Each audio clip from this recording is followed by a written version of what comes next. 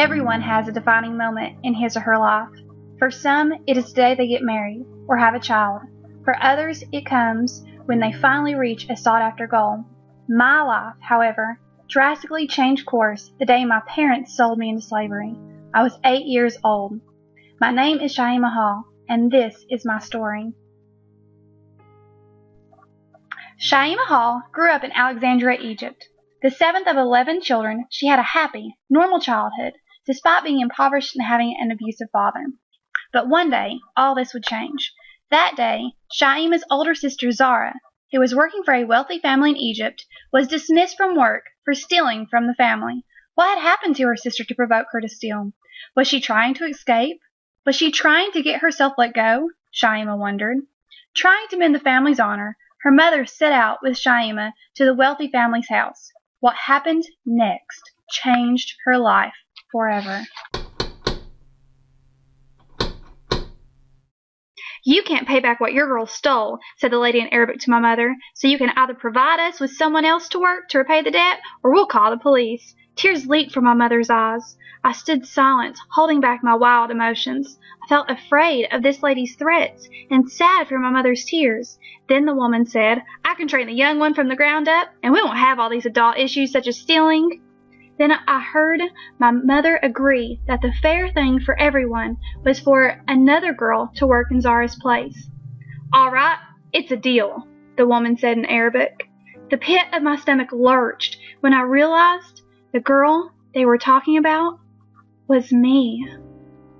I was terrified. I would never see my home, my family, my friends ever again.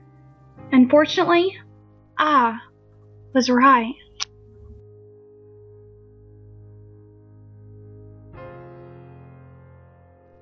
Shaima worked for 5 years as a slave for her captors. During these 5 years, she was emotionally and physically abused. She worked 18 to 20 hours a day, cleaning and waiting hand and foot on the family's needs. She had to work even when she was sick and was refused medical treatment. When she was 11, she was trafficked into the United States. She slept in a locked, unheated garage. She spent 20 months here before she was free. Sadly, Shaima's story is far from unique, although thousands of people will never have the chance to tell their stories like she does. There is an estimated 43,000 slaves in the United States alone, and only 2% of those 43,000 will ever be rescued from their bondage. Shaima's story is not just about growing up as a slave. It is also about freedom, family, being blessed with all that you have, growing up as a teenager, dating, friendships, bullies, and overcoming multiple obstacles. Shaima is a role model for young adults everywhere as she works with ICE agents around the U.S. to put a stop to child slavery. Her story is captivating and powerful. I don't know why my early life was as hard and unfair as it was, but our experiences, good and bad, shape who we become. How will you let your life shape you?